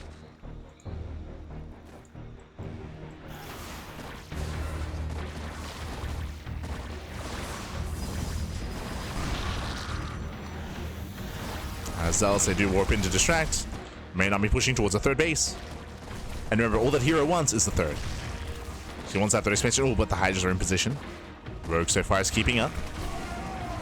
Rogue is keeping up. Zealous, they overwhelm in the main. More Hydras going down. Going for another warp in. Ooh, meanwhile, the Immortals are getting caught out. Who catches who? Gets one Immortal, but alas, herO still maintains his position. Zealous to get back into the main, still trading well against the Hydras. But is herO overextending? These Immortals are going to start going down.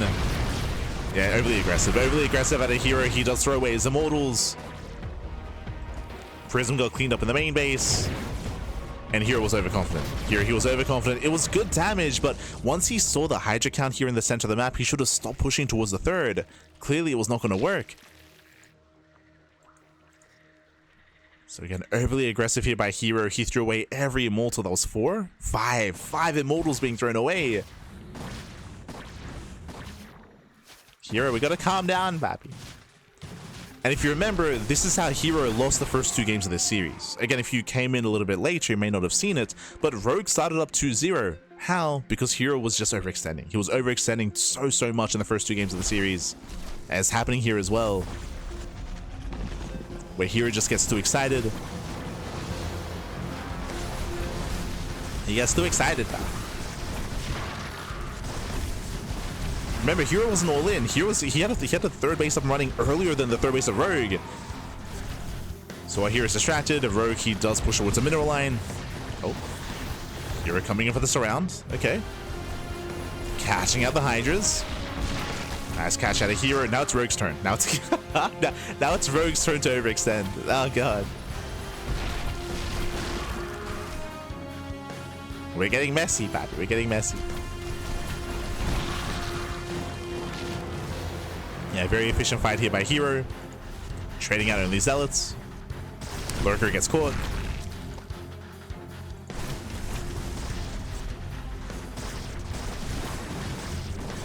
Zealots, they keep distracting. herO pushing forward. How many Lurkers are out? 4. Only 4 Lurkers, not that many. Warping into the main base. Rogue, he's trying to keep up, but again, these Hydras, they're exposed. They're vulnerable to the Zealots. And here's pushing in. Here's pushing into the natural. Rogue getting pulled apart. As Zealots, they catch reinforcements. More Zealots in towards the third base. Rogue trying to keep up here. Does zone away at the third, but Zealots, they get into the main. He gets in. Zealots, they're everywhere.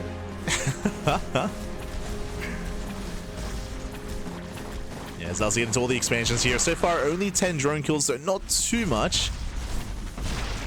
But, I mean, this is still enough, right? We're still getting a bit out of hand. The Lurker goes down as well. Takes down the Lurker, and herO backs off. He actually backs off this time. Again, the herO of game 1 and game 2 would have just kept pushing. Would have kept pushing, and again, potentially would have lost his army. But he pulls back, he consolidates his forces. He's got Archons in the mix. The Archons are coming in. herO bringing everything together. And there are 3 Lurkers to defend. Oof. Soon to be 5. We've got 5 Lurkers. Lurkers are out of position. Yeah, we got herO with the F2 with the observers. We got let's go. Sir pushes forward. Nice force field, zones away every single Lurker. The Lurkers, they just can't engage. Yeah, Lurkers are just not a part of the fight. And Rogue is just being swarmed. They'll say shut down all the Hydras. Meanwhile, the Lurkers are now exposed. They're on their own, and every Lurker is going to fall. GG gets called, and herO, he will take the series 5-3, taking down Rogue and claiming this best of 9 show match. GG. Whew. GG, well played. Very intense, very back and forth series here. Almost went to the ace match. Almost went all the way to game 9. Casito ended here in game 8 instead. Congratulations to herO. And again, it did feel like our players were kind of learning as the series progressed. As I mentioned before, herO and Rogue, they are not strangers to StarCraft Evolution, but they don't really commit as much time in SC Evo, not as much as some of the other Korean players out there. So Not as much as Classic, a Seoul, or a Shin, for example.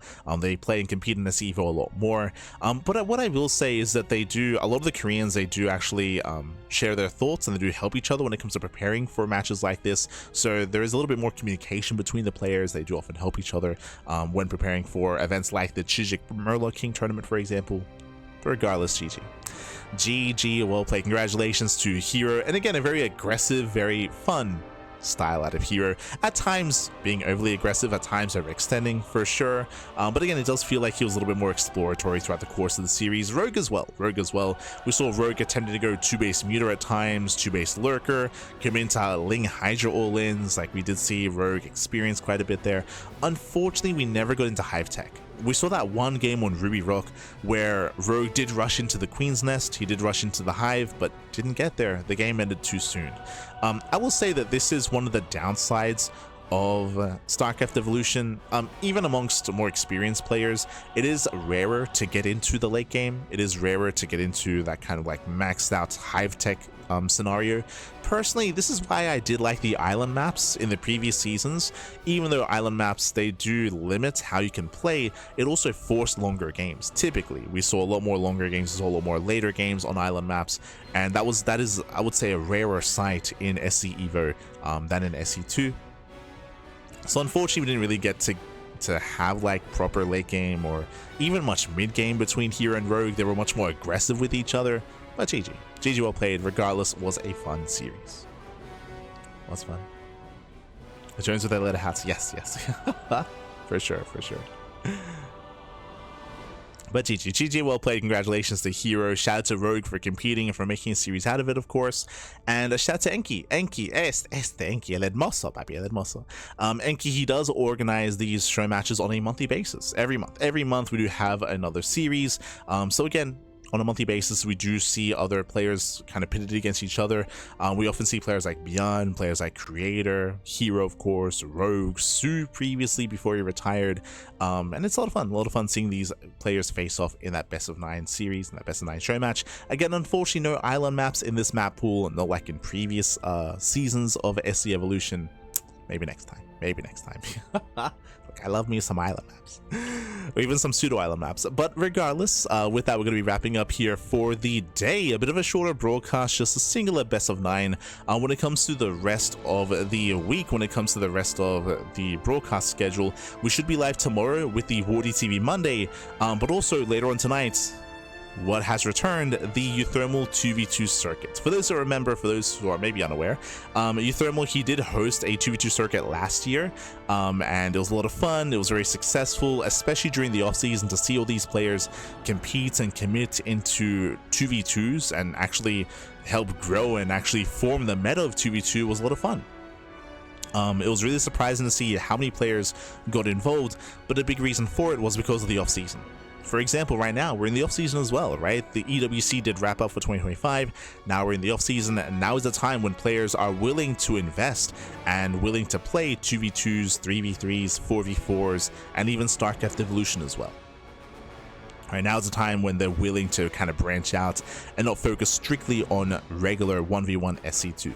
So this is the time, and tonight is going to be the 2v2 circuit for the Euthermal 2v2 circuit. For those that remember, we don't cast the event live, we run it, we admin. So myself, herO, the CranKy Ducklings, we do run the tournament. Shout out to Euthermal, he's a good friend and did reach out for us to help run and help make sure that everything is as smooth as possible when it comes to the tournament itself. We do not cast it live, but to compensate, Euthermal does provide us with replays, and we do have a replay cast at some point. So most likely, you know, in the next week, in the next couple of weeks, we're going over the January tournaments via replays, bearing in mind that this is a monthly circuit, so we have the January edition, February, etc., leading into a end of season finals. And from my understanding, it's been very successful. There's a match Reno, and I think they've raised like what, 60k? It's crazy just how successful it's been. It's insane. So a lot of support for the 2v2 circuit, and here's to many more seasons to come. Here's to many more to come. But again, that it does mean that we won't be casting tonight, but we are going to be adminning, working behind the scenes. Otherwise, thanks for watching. Thank you so much for the support. When it comes to the rest of our schedule, bam, you can see our schedule here before you. You can see that we just wrapped up with the Sunday morning cast of the Enki Epic Series, and again later on tonight is going to be the Thermal 2v2 circuit. Tomorrow we're going to be live with the Wardy TV Monday. It's going to be on Monday. We have the Patch Clash Invitational on Tuesday, and then we have a couple of days off. I did say this previously, I'll say it again. On the 7th of January is when my new pet bunnies, my first pet bunnies, I guess.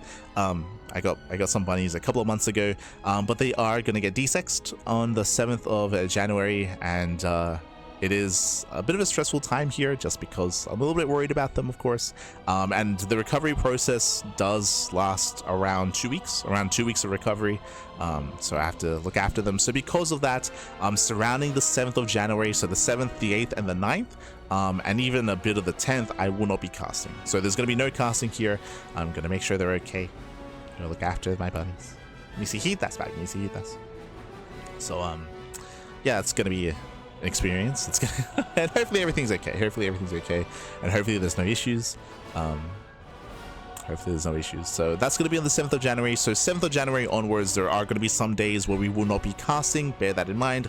For the 7th, the 8th, and the 9th of January, those initial 3 days, I did want to take off completely.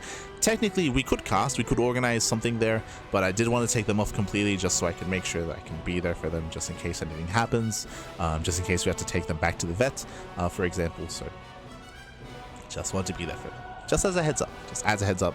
But until the 7th of January, we'll be casting. We'll be casting, Wardy TV Monday, Patch Clash, all that good stuff. Otherwise, thanks for watching. Otherwise, thank you so much. We do appreciate the support. And if you want more of the CranKy Ducklings, !socials. Socials, oh, sorry, wrong command. There we go. Socials in the chat. We are live on YouTube. We're live on YouTube. We have a Twitter, Facebook, Instagram, a Discord, all things CranKy Ducklings. So you can follow us if you wish. Again, VODs are uploaded on YouTube on a daily basis. Every day, bam, VODs on YouTube. Plenty of content, plenty of StarCraft. Otherwise, thanks for watching. Stick around. We're going to be giving another StarCraft streamer a raid. Who is live at the moment? Who can we raid? I think Dave is running some show matches, question mark. Dave is live. Who else? Cian, true. Cian is casting in Portuguese and Brazilian. Português. We'll give some love to Dave. Give him some love. Otherwise, thanks for watching. Thanks so much for the support, and we'll see you guys next time. Ciao, papi, ciao. See you next time. Hasta luego.